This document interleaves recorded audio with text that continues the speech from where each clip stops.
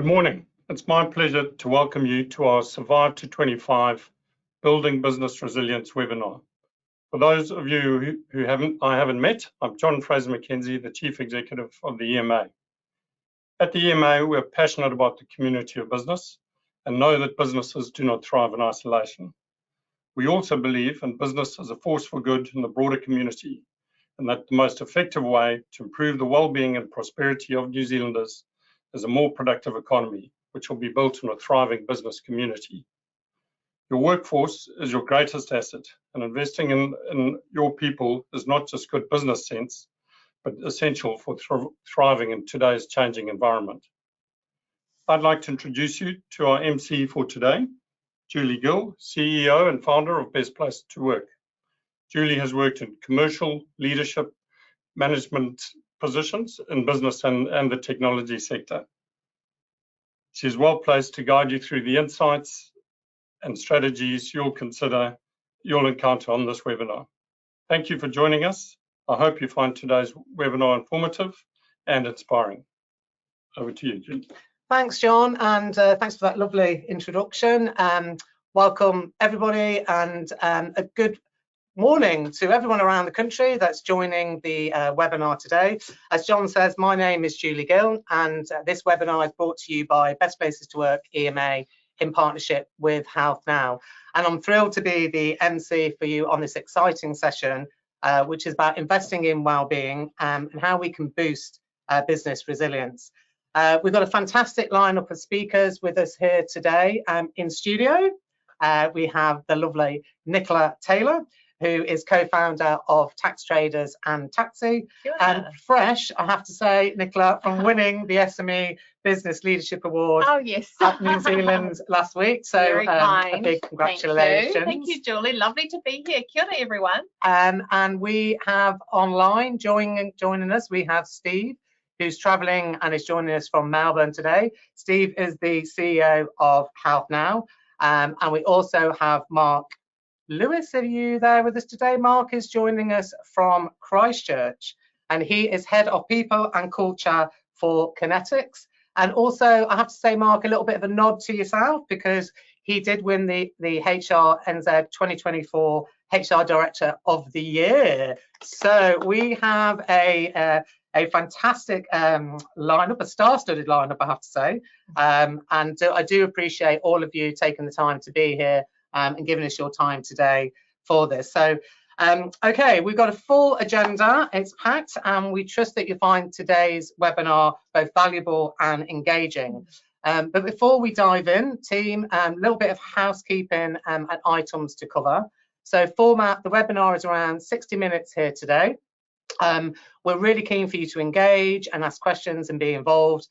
You will see that you will have got information sent as you logged in, so please log on to slide.do or slido.com and enter #survive, and we'll do our best to address all the questions at the end. We will run through all the panel talking today and then do some Q&A at the end, so we're looking forward to seeing your questions and getting engaged. Technical issues, if you do encounter any technical issues, check your internet, obviously, first, but also if that problem does persist even. That's the one. Do please contact the EMA team at events@ema.co.nz, and they'll try their best to help you out.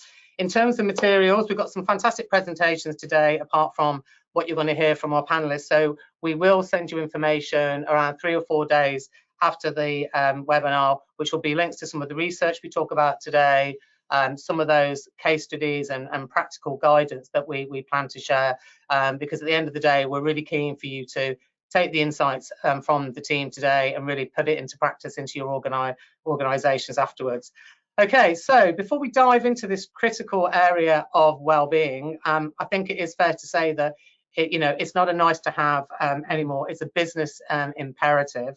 And to set the scene for the webinar today, we're going to share some insights from the Best Places to Work 2024 survey, fresh in, and also some feedback from the companies that entered into the survey from their submissions to the awards. So we thought we'd just give a little bit of a flavour and some insights on what we're hearing from from companies across the range, across the country here today.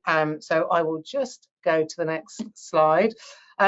So we do believe at Best Places to Work that now more than ever, well-being for our employees is at the forefront of successful organisations.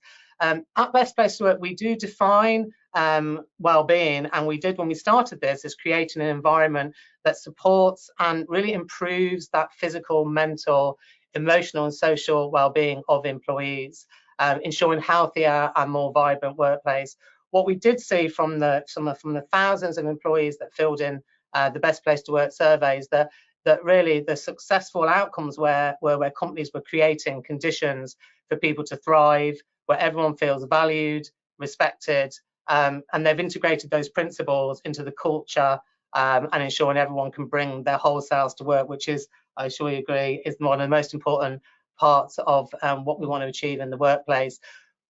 However, we did see is that the actual the ingredients of that success was quite evenly split across the 4 areas that you see on the screen. One being individual, and we talk about individual being the health and the financial side and family, but also the role was really important. The design of the role, that it was really designed for that person, and the job load, and that the team is right. Also the leader, not just the immediate leader, but the management and the management team, but also the training and investment. And then finally, organisation, because without the culture being right for employees, and then the other parts aren't successful. So we really did see quite an equal split across those 4 areas. Just to give you our recent 2024 survey results, so you're the first people to see some of these results. We only just closed them recently, so we're giving you a little first flavour today. But these numbers just sort of I suppose showed us how organisations are performing in this area in terms of creating an environment that supports the conditions. So we asked the employees about workload and is it fair and achievable within the working hours, and high percentages there. 80 across the board, so we're obviously doing really well in companies, and also work-life balance, which was great to see, which was about providing flexibility, balance at work, and non-work interests. So really good to see that New Zealand companies are really working in this space. Probably the low percentage was on parental flexibility. It was one of the lowest scores that came back, that people really didn't feel that flexibility or policies that gave people peace of mind and starting a family was there. So that's something I think we really want to work on. And well-being as a whole, scored well at 79%, but actually was the second lowest score across all of the pillars of Best Places to Work. So we're doing well, but we can and we could do better, which is part of the webinar today. So just to give sort of 4 key insights from the companies that we had hundreds of companies submit for our awards, and these 4 areas were really kind of key that came out from companies that are doing really well and companies that are progressing. Number 1 was around that building human-centered workplaces, so creating human-centered workplace and showing a deep care for their people beyond the traditional definitions of mental and physical health. And that was definitely a real standout across the survey and the submissions, which is great to see. Also aligning employee well-being and business growth, again, and that's part of what we are going to talk quite a bit about today, in terms of well-crafted employee experience strategies aligning with business goals, and we're seeing that can really drive exceptional results. And I think this is a real key area we're going to try and talk about today to help businesses in New Zealand. Innovative initiatives, I think it's tough times out there. Everyone's trying to be creative and innovative, and we again saw some great examples, and looking forward to hearing from Steve, Mark and Nicola today on some of those initiatives that you'll hear about. But things like wellbeing hubs and leadership academies, some really great stuff happening. And then commitment valued and supported, and transparent community. Survey and submissions, hot off the press here today, and then this kind of leads in nicely to what we plan to talk about on this webinar today. So we're really going to talk about that employee experience and wellness strategy, and how that aligns with business goals and innovation and growth. Also investing in wellbeing, and that drives ROI and that competitive edge, plus some real life case studies. We're going to hear from Mark and Nicola today on how effective wellbeing initiatives can work, and how they can be measured, and how they can cost and not cost in some cases. And equally, once you hear all the great stories from Steve and Mark and Nicola today, but we really want to give you some practical strategies and tools to take away that can help you and impact into your business. So quite exciting, about 45 minutes ahead. And on that note, I will introduce you to Steve. Steve, are you there? Zinsley? And Steve, as I say, is going to discuss the growing gap between traditional healthcare and the actual reality in the workplace here and now, and also how the global workforce is evolving and the new demands for different working methods. So Steve, if you're on there from Melbourne, come and join us. Tell us a bit about yourself and share your insights. Thank you. Hey Julie, thanks so much for that short introduction. And you got my name right there. So it is a bit of a hard one, and it doesn't just roll off the tongue the first time, but bang on. So thanks. I just wanted to start by just calling out first and foremost that I kind of feel like the back end of this year is not just an opportunity for us to survive, but it's an opportunity for us to thrive and even plan for thriving into 2025. I kind of feel personally like when there's these downturns in the macroeconomic climate and challenges in businesses, it's an opportunity for us as business leaders to look internally, or business leaders and people leaders to look internally at our operations, our processes, our people, and start right-sizing the business for the next opportunity of growth. It's obviously not the first time that organizations have been through challenging times, and all of us know that it's not the last time either. My goals of today are to talk a little bit about the research that HealthNow's done over the course of the last 3 and a bit years.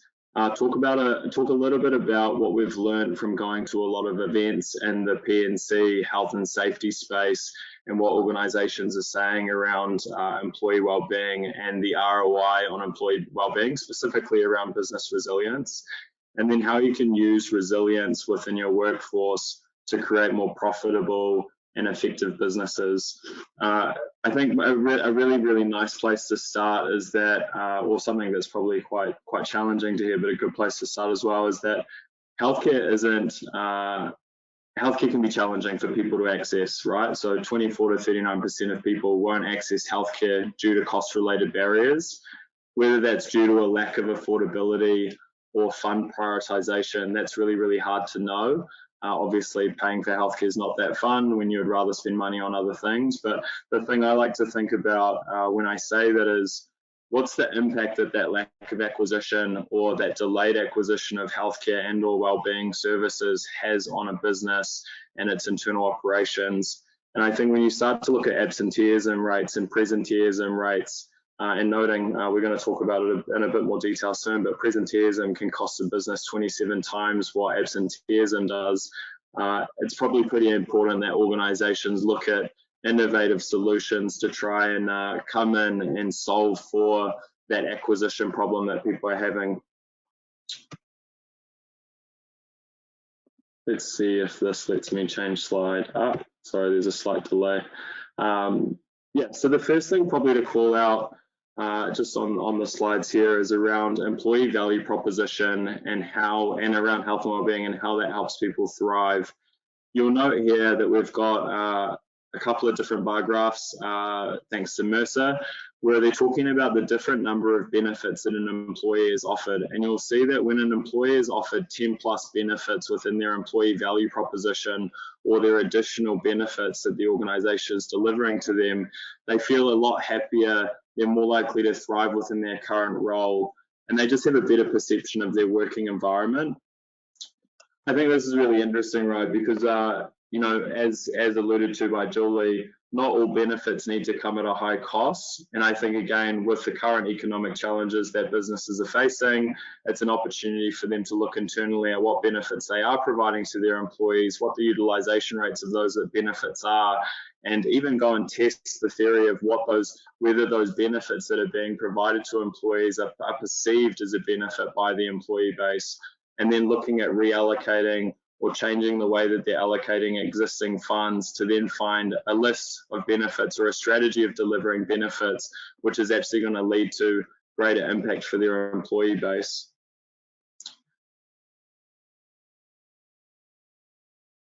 And apologies, I'm still getting used to the delay here. The next thing to speak about is just around the different types of workers that we have in our workplace here. What I find really interesting, again, research from Mercer, is that although Gen Zs are saying that they're the ones that are thriving the most within their organizations in terms of health, wealth, and career, they're also the same group that say that they feel the most stress in their everyday life. Obviously, this poses a really interesting challenge, right? Because on one hand, they're saying that they're doing amazingly, and then on the other, everything's a significant challenge. So how do you kind of bridge that gap, and how can you provide support to that Gen Z or across those different age brackets in a way that's meaningful and going to meet the diverse needs of all of those different groups? I feel that there's a bit of a global revolution happening around employee health and well-being. It's been mentioned already that people are at the center of every great business. If you don't have great people in your organization, serving your customers, building your product, or developing your product, it's going to be pretty hard to run an effective business. I also think that what I've seen in the market is that as we continue to move forward, we're seeing more diversity within workforces and a greater level of distribution off the back of technological communication or the ability to communicate via technology and other solutions like Slack, Teams and whatnot. And so that's in turn led to a greater demand for individual choice, autonomy and flexibility, but it's also made it a lot harder for organizations to develop EVP plans because of the distribution of their teams. If you've got people all around New Zealand, it's pretty hard to go and create relationships with a group of different vendors, which would be around all of those different individuals. You then overlay the challenges around how people within your organization are going to be able to go and utilize those benefits that you've gone and spent time to create. Are they going to have a reimbursable model? Is there a direct billing relationship with the vendor? You can see that the administrative burden would be extremely complex. And then you can also see here, apologies, I've just lost my train of thought. I just think, yeah, making sure that you're investing in employee health goes well beyond the corporate social responsibility, but does have a direct impact on the bottom line of your business. And we've seen that in our recent ROI of Health and Wellbeing report, where every dollar that you put in has a $1.56 return. Another part that's quite challenging to kind of overcome is the the lack of equity and the exposure to out-of-pocket payment costs between different genders.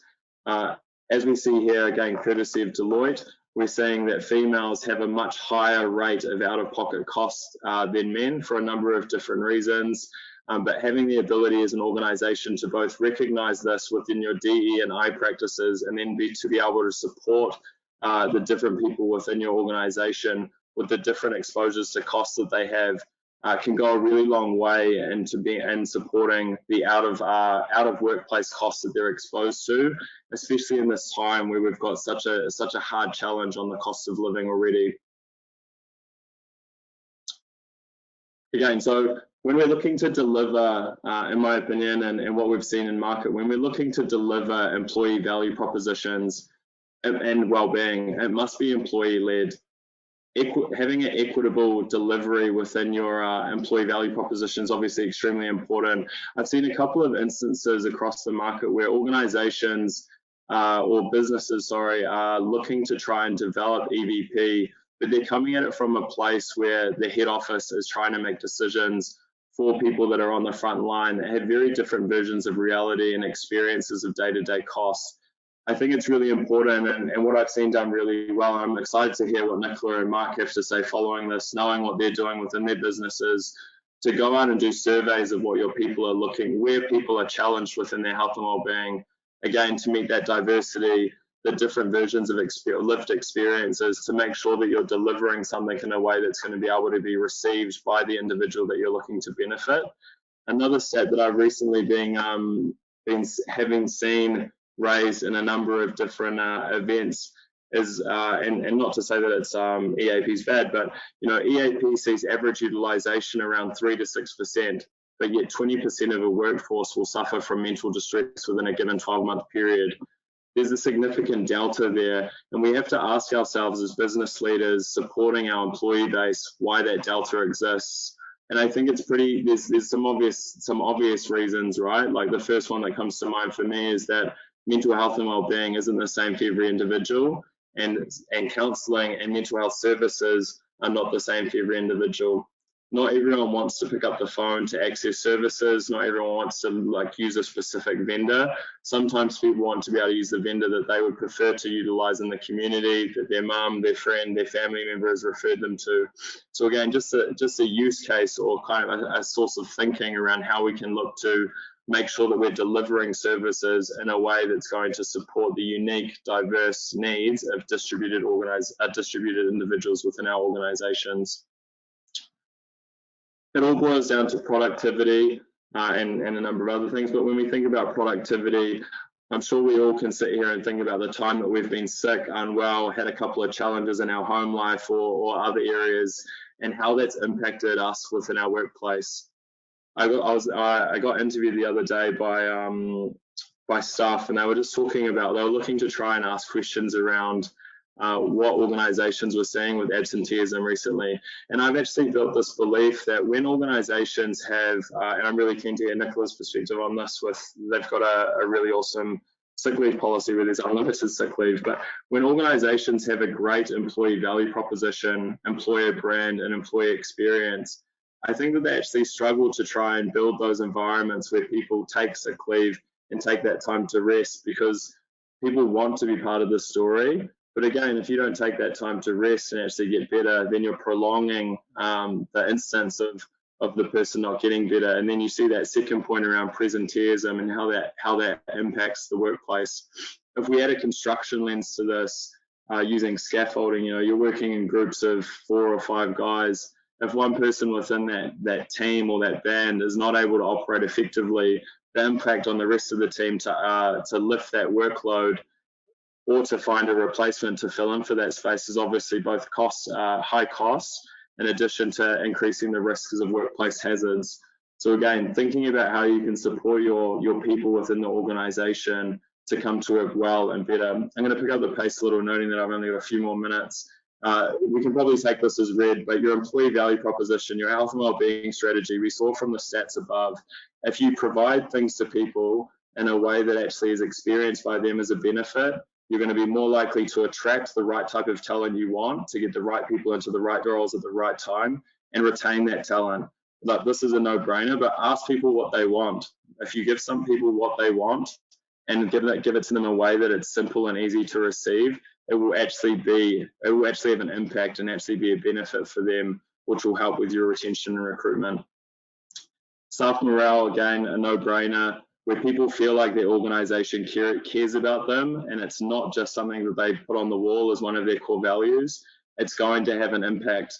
If you don't provide well-being and health to people in a way that they are able to attain and receive, but it's something you try and talk about and it comes across as lip service, it will have a negative impact on your organization. It will have an impact on the perception of the staff about the organization. So just be really careful around making sure that people can access the services that you're looking to deliver in a way that will be effective for their individual needs.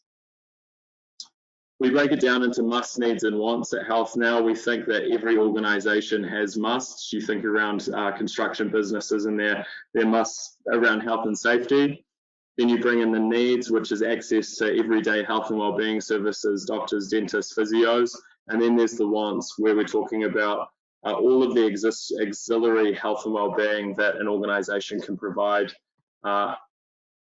And that's everything from me. Just a really quick one as a sign off. At HealthNow, we're about simplifying the delivery of all of your non-payroll payments. We've talked a lot about health and wellbeing today, which is something that we do have a core competency within, but you can also deliver L&D budgets, gifts, rewards and recognition, and any other form of spend via a HealthNow card, obviously in your own branding. So looking forward to now hearing from Nicola and Mark.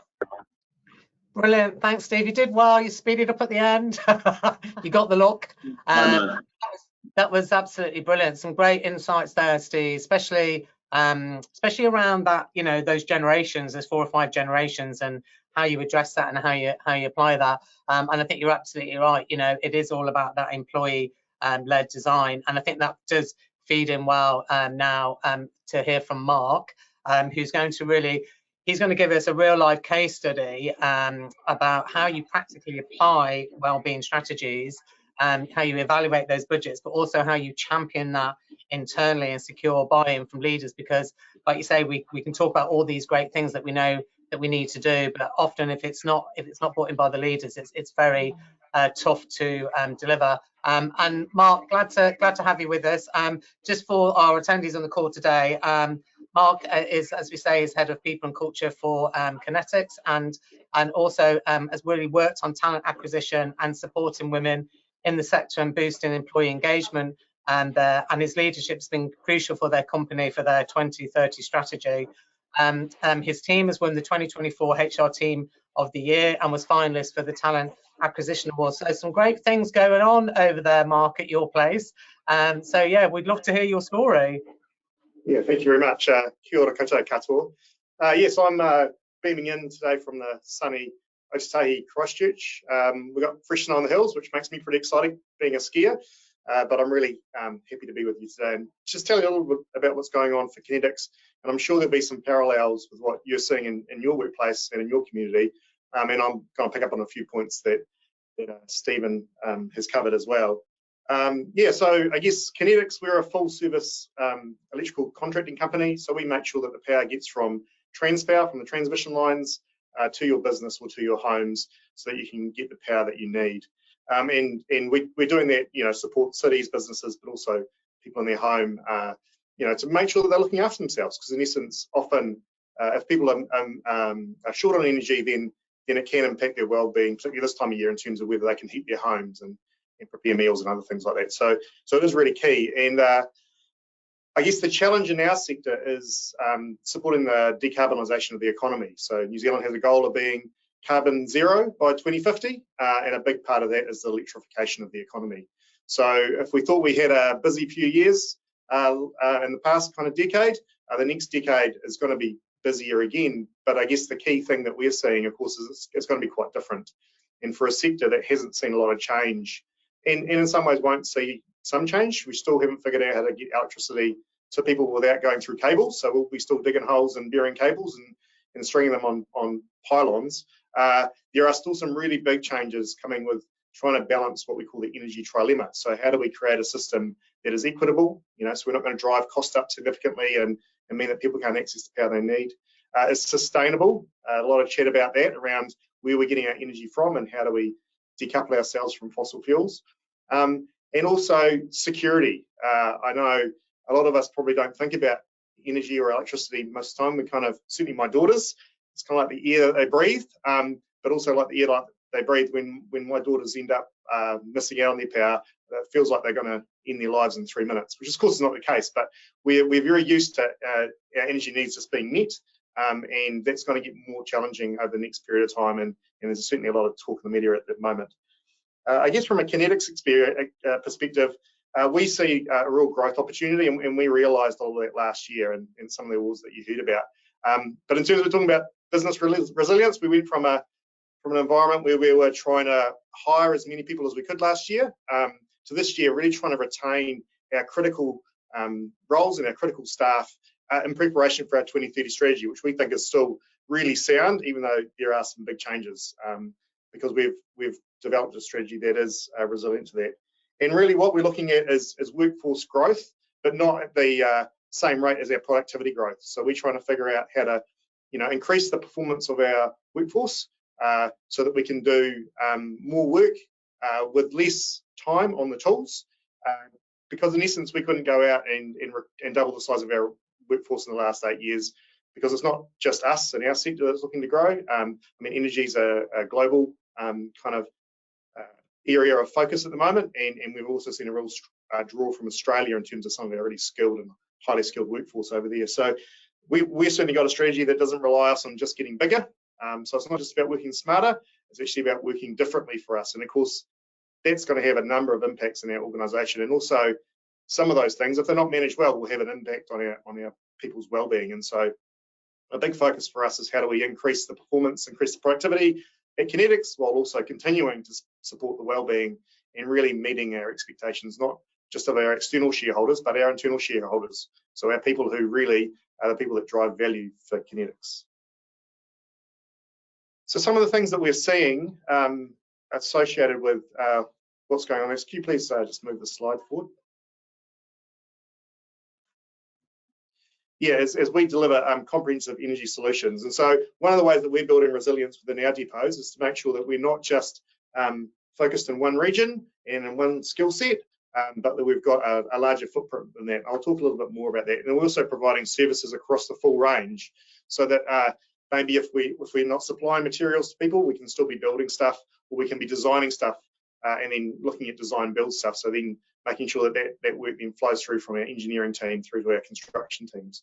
So some of the things that we're looking at in an organisation that's traditionally been quite siloed in its approach. And so we're asking people to think about their work quite differently, and thinking about how we lead that work quite differently as well. So those are all really big challenges for us.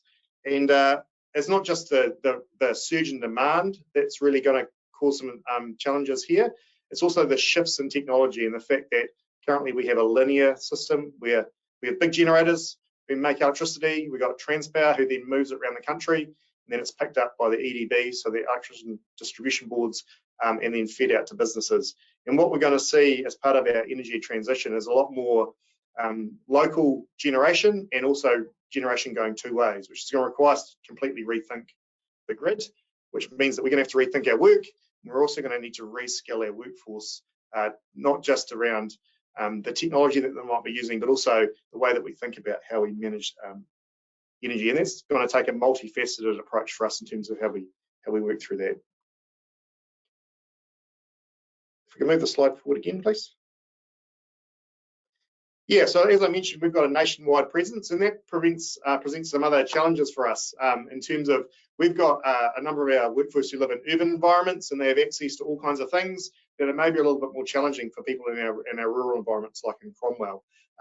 Also, it changes the way that the teams interact and operate together, and so we've got to think about that in terms of the way that we're designing the work and how we deliver value to the customers.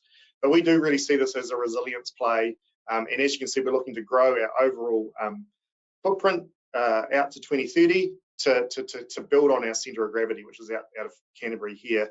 And I mean, that's a really exciting time. I guess for me, what we have seen though is that our current workforce really reflects the people that are currently here, and the current people that are currently here look a lot more like me.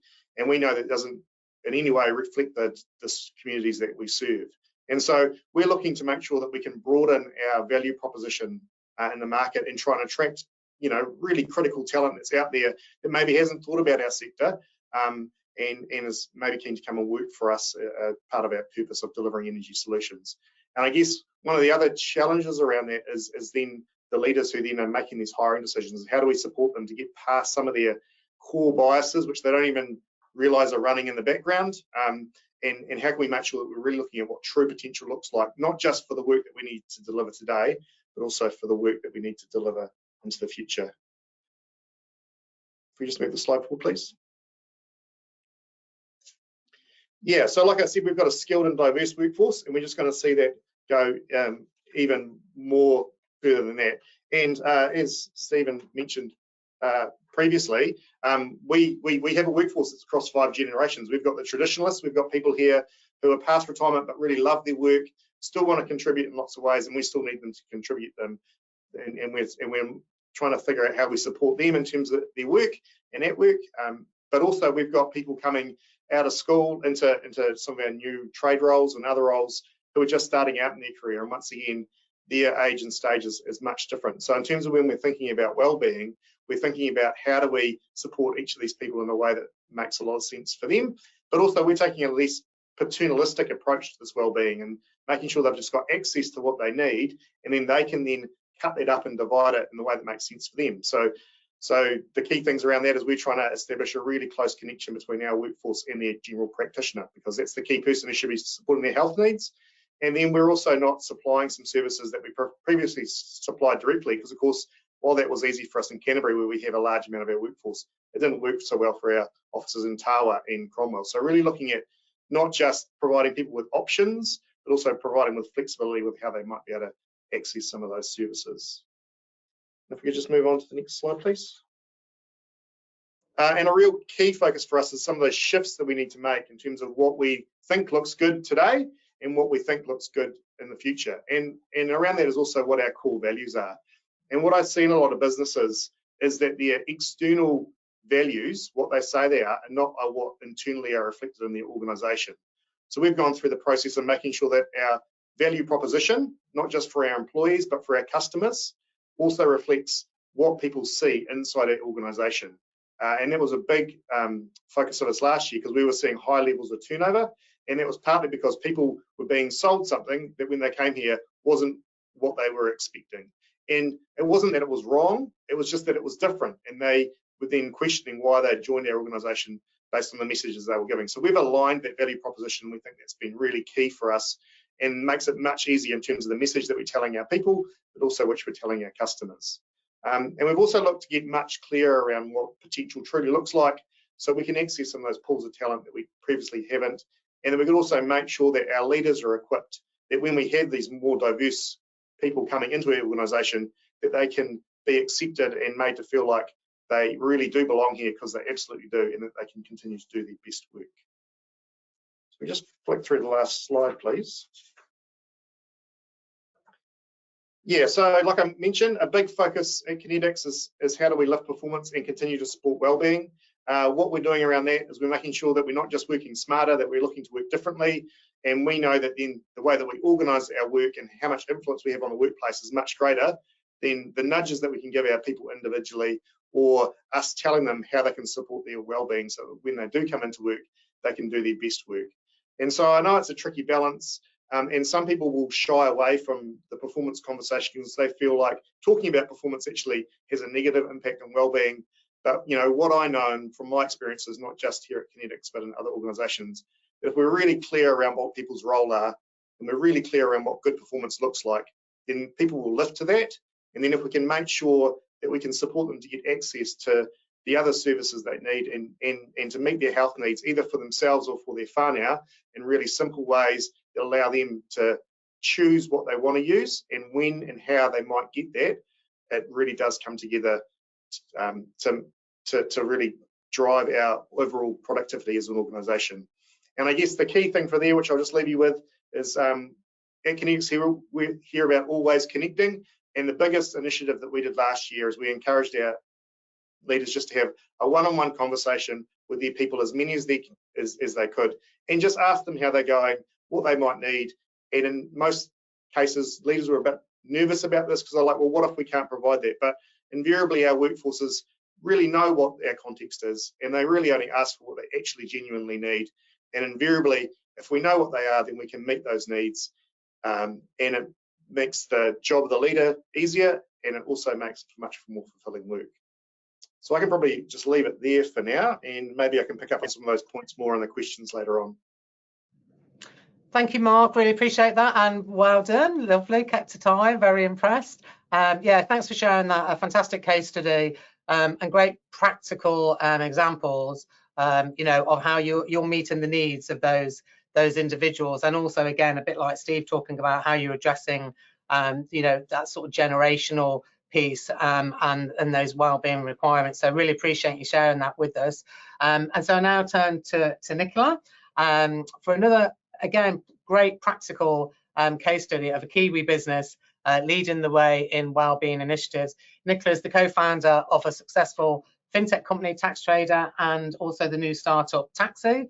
And so your businesses, both of them, Nicola, you know, they're known for their incredible wellbeing policies, like your in-house nannies, your unlimited therapy, unlimited sick leave that Steve talked to, wellbeing month, and also so much more that I can't even talk about today, which I hope to do. But I'd love for you to talk us through why you invest so heavily in your people.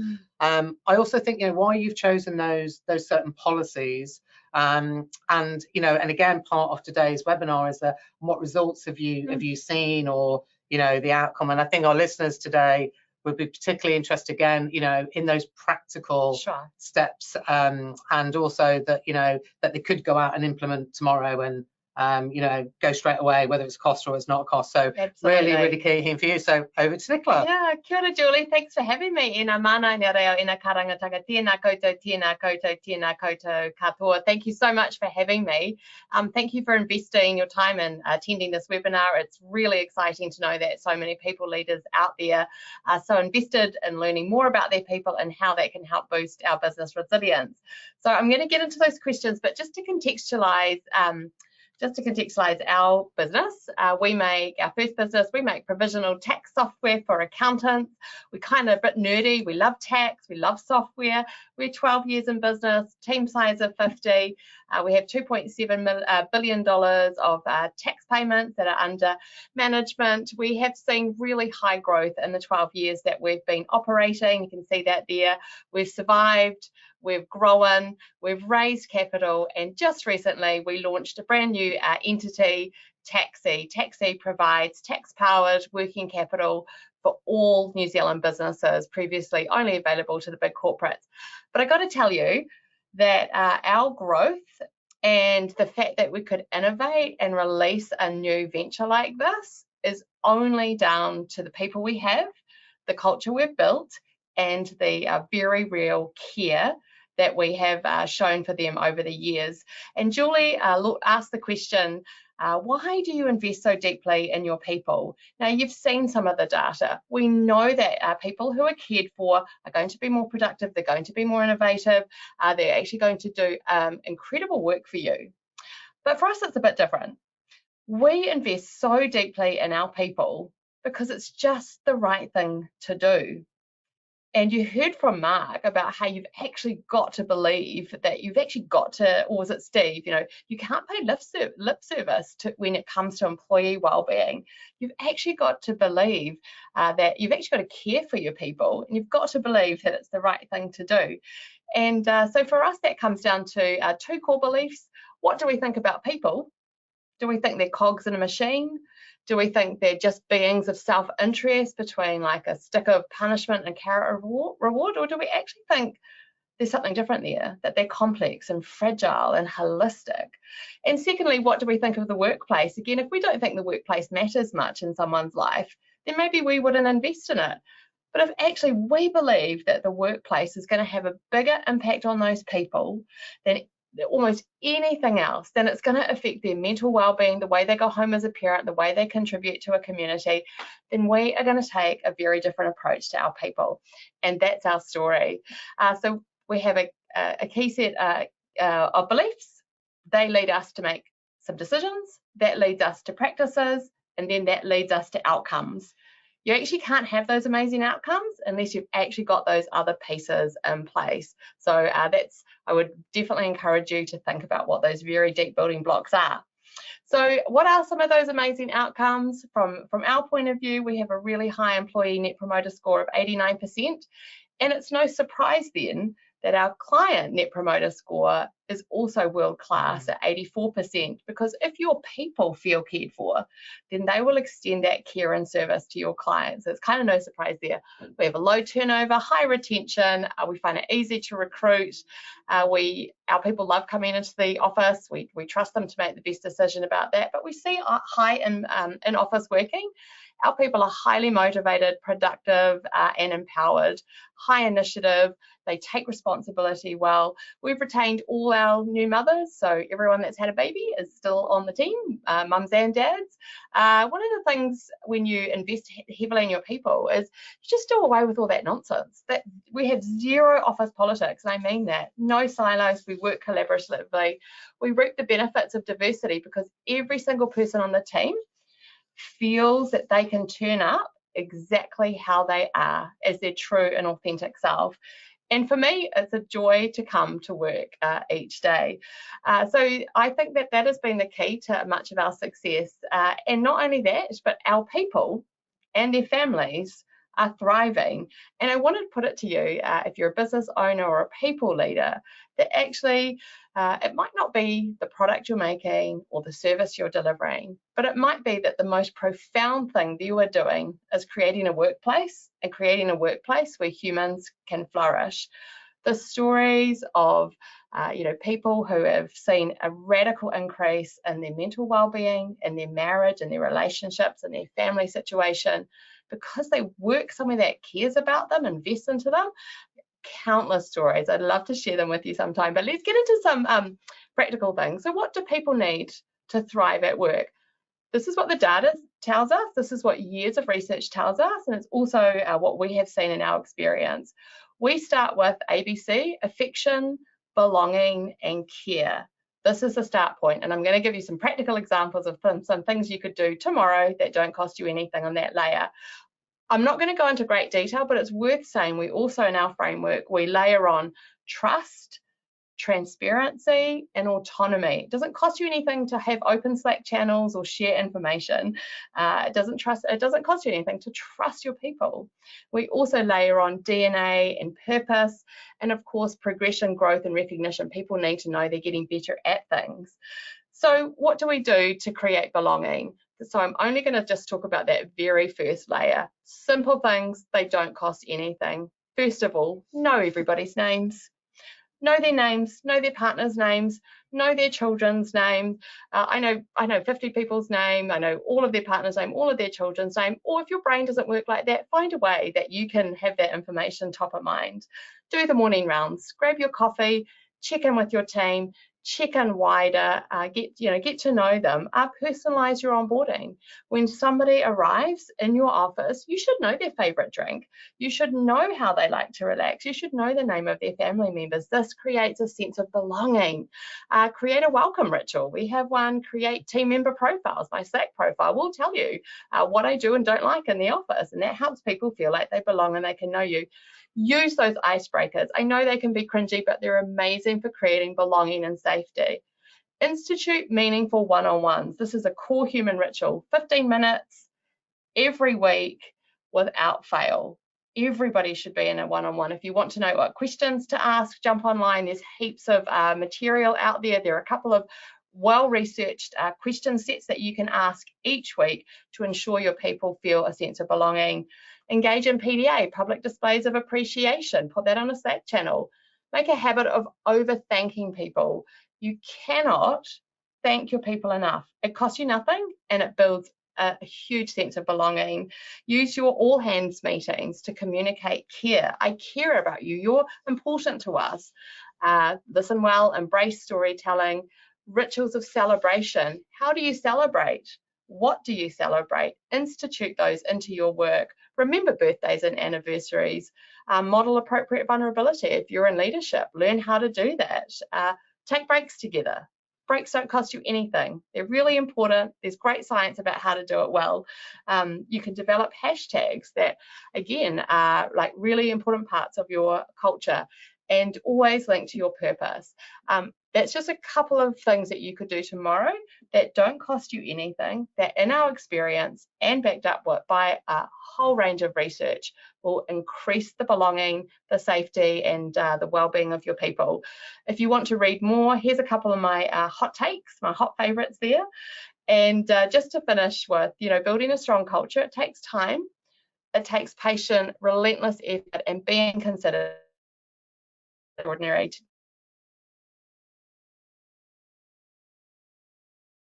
Not just for your team and for your business, but for those humans and their families. So that's it from me. Brilliant. We went really fast. You were really, really good there. Yeah. And also fast, but also you didn't speak fast, which was fantastic. Oh, good. So no, and I love that because we've been talking about the dollar in and a dollar out, and I think it's great to hear about, as you say, the things that actually don't cost. But we do spend quite a lot of money on our people, it's yes, worth saying, but, yes. but some of when we poll them and we survey them all the time, everything is collaborative, everything is employee led. It's often the things that don't cost any money at all that come up the most highly is what they really appreciate about our workplace. Absolutely. So we've got 10 more minutes. There's a lot of questions come in, so I'm going to try and maybe grab a couple each for each of you. But I think the first one really, Nicholas, to yourself, which is, how do you ensure that people don't take advantage of your policies? Because you do have unlimited sick leave and limited therapy, etc. You know, I know it's, you know, it's not a nice thing to say, but you know. No, it's a really great question. For us, it comes down to recruitment. So we are very particular about how we recruit. We take a very long time. So we're pretty sure when we have people on the team that these people are givers and not takers. Having said that, I would rather have like one person take advantage of, say, unlimited sick leave, and yet have that make all the difference in the world for 5 other humans. I'd rather err that way than the other way. But I think when you join the team, there's high expectations.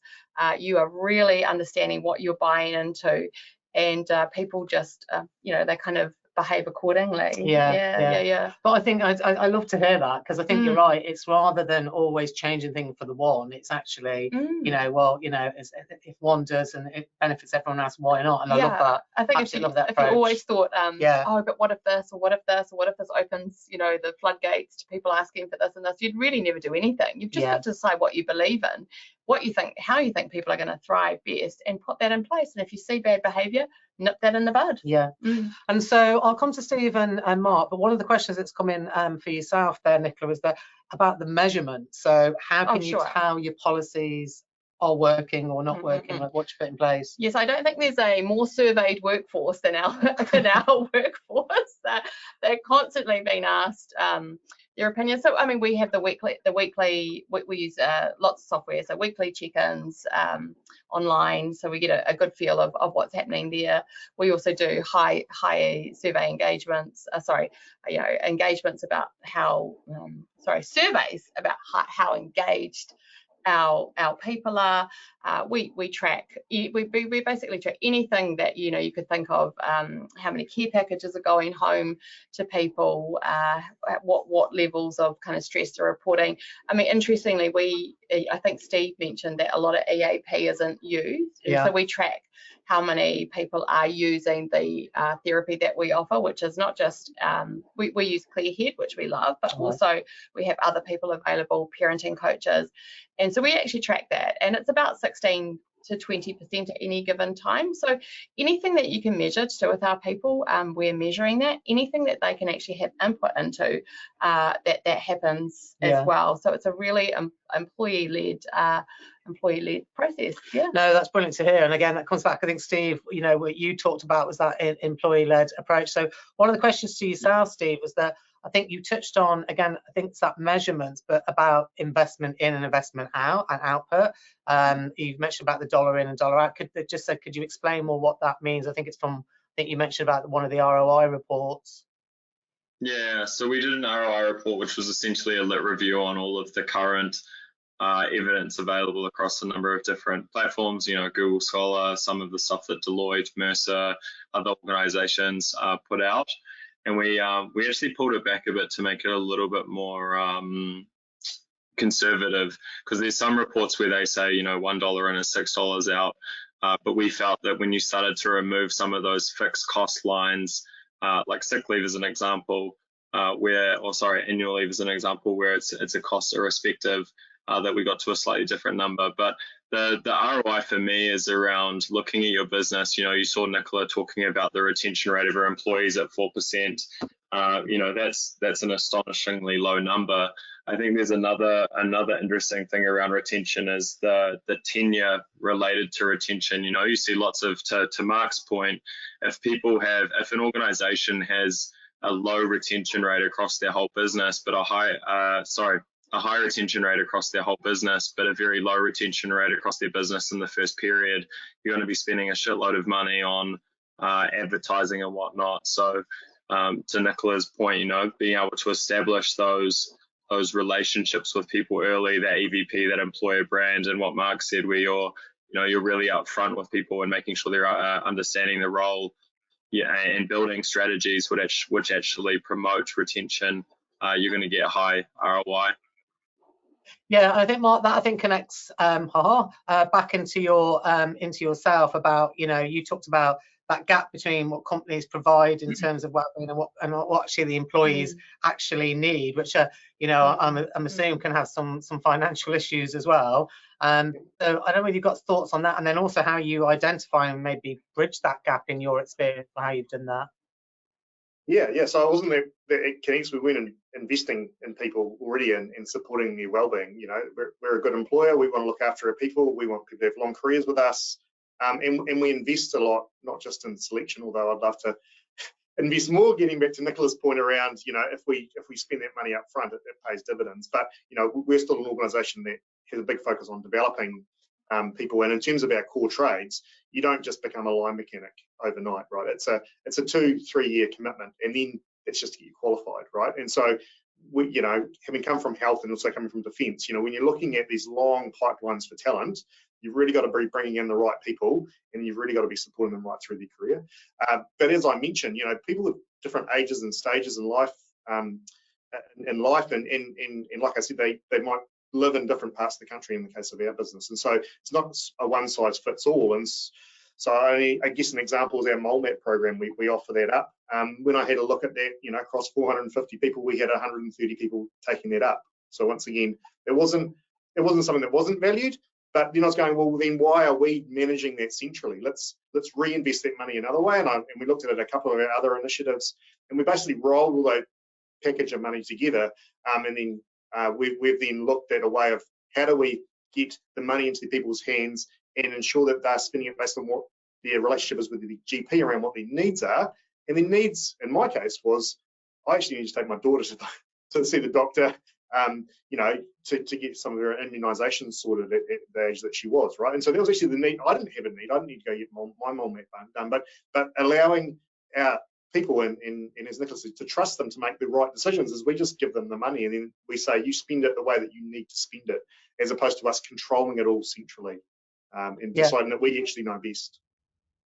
And I think one of the questions, we've only got a couple of minutes, but I'd be quite interested for Mark and Nicola on this, if you can, just a minute each.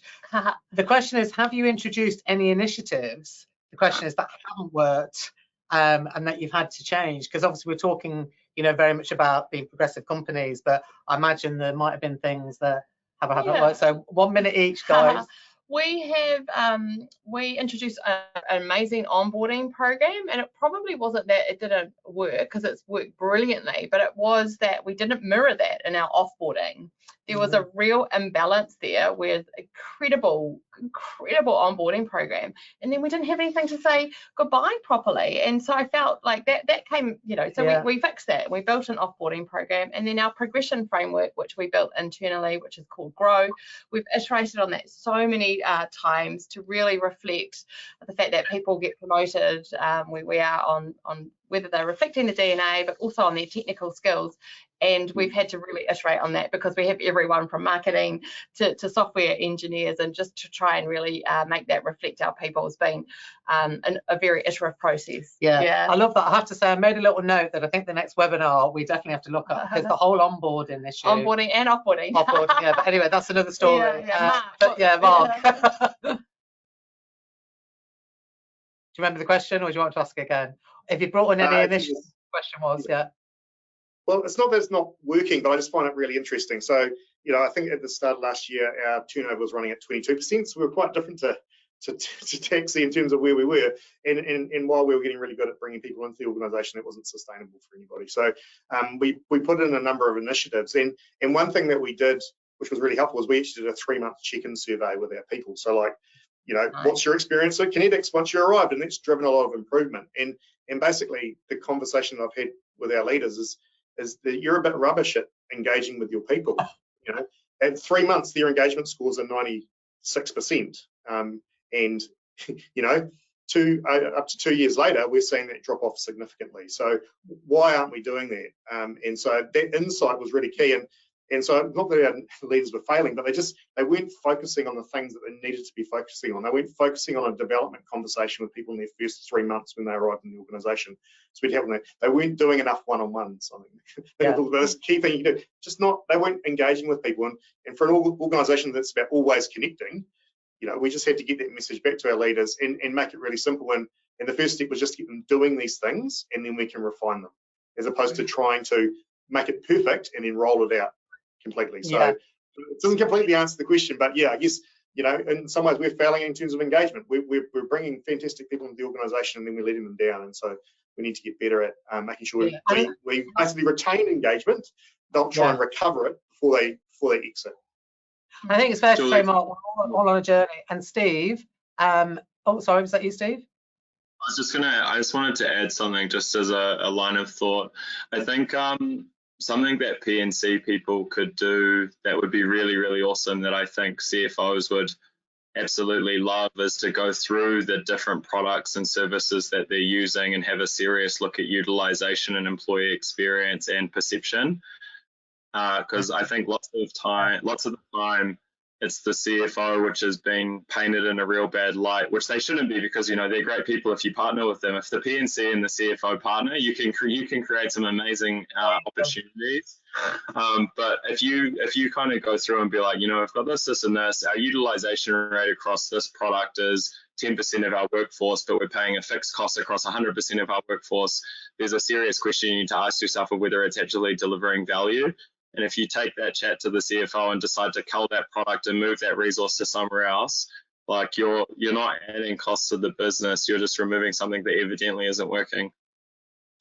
Brilliant. Well, Steve, I was actually just going to wrap it up by kind of saying, like, let's hear one line each from you for as a takeaway, but I think that's brilliant. So Steve, we've got that from you. I love that. Bring those two departments, people together. And just to kind of wrap it up now, we do have some people still staying on the line, but I do want to thank all of the panel here today and the speakers all today for joining us. We are sending out information afterwards, so we'll be able to share, Steve and Mark and Nicola, anything more that you think will be useful today. And there's also a recorded copy of the webinar, so I know people do go back and we'll go in and check on things. So very quickly, one thing then to take away, Nicola.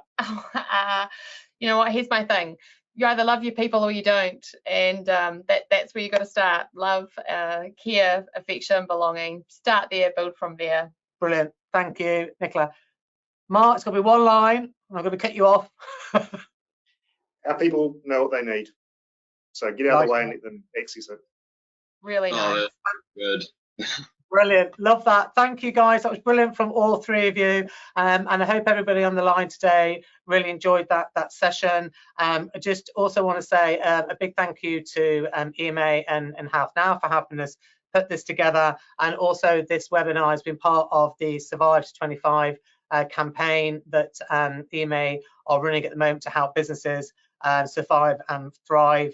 There's also an in-person event coming on, which is going to cover what you need to help with, I suppose, facing the recession, and also what you need to be having with your tax accountants, bankers, and mentors to survive through this recession. So some real practical stuff, but nice that it's a in-person event as well. So any queries, again, events@ema.co.nz. And and I hope everybody has enjoyed the session and enjoy the day. And again, thanks to all the panelists, and we'll see you soon. Thank you. Thank you, Tay. Hey, guys.